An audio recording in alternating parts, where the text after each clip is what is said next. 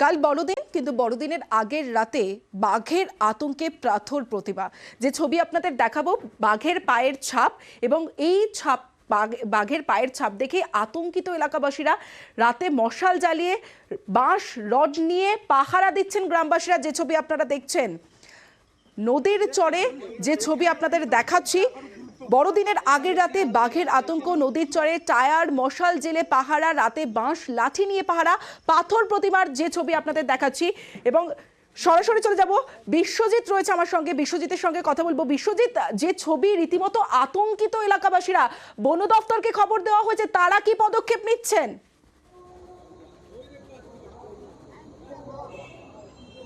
হ্যাঁ দেখো, একেবারেই রামগঙ্গা বন দপ্তরকে কিন্তু রামগঙ্গা রেঞ্জকে খবর দেওয়া হয়েছে। ইতিমধ্যে তারা এলাকায় কিন্তু পৌঁছে গিয়েছে। পাথর প্রতিমার যে শ্রীধরনগর উপেন্দ্র নগর যে রয়েছে সেখানে কিন্তু পৌঁছে গিয়েছে। যেটা গ্রামবাসীদের যেটা দাবি, আজকের বিকালের পর কিন্তু নদীর চরে যে পাশে যে ধান ক্ষেত রয়েছে সেখানে বাঘের পায়ের ছাপ দেখতে পায়। এবং তার পাশাপাশি গ্রামবাসীরা কিন্তু আরেকটা দাবি করছে যে বাঘের যে গর্জন কিন্তু এই মুহূর্তে তারা শুনতে পাচ্ছে, এবং সেই গর্জন শুনে কিন্তু স্বাভাবিকভাবে সবাই কিন্তু গ্রামবাসী মিলে কিন্তু ততস্থ হয়ে রয়েছে। তারা সব ঘরবন্দি হয়ে গিয়েছে।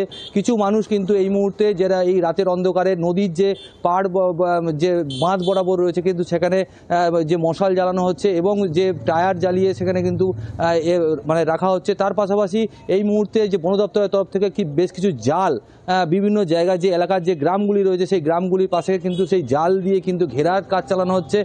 সব মিলিয়ে বন দপ্তর এবং যে গোবর্ধনপুর কোস্টাল থানার পুলিশ কিন্তু এলাকায় মোতায়েন রয়েছে। সব পুরো পরিস্থিতির দিকে কিন্তু নজর রেখেছে।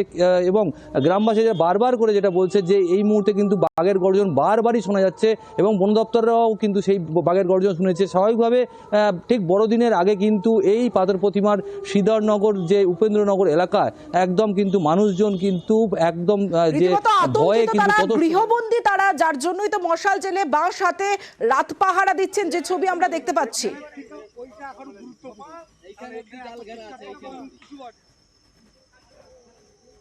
এই বাঘটা আজকে মিনিমাম 2 মাস আসছে। 2 মাস বাঘটা এসে এলাকা যা সন্ত্রাস করতেছে, বা মানুষ ভয়, এখন থেকে মানুষ ঘর থেকে বেরোতে পারেনি। ফরেস্টারকে খবর দিল, ফরেস্টার এলো, ওই জাল ঘেরাঘেরি একটু খেলাখেতি করতে চলে গেল। কিন্তু মানুষের নিরাপত্তা কোথায়?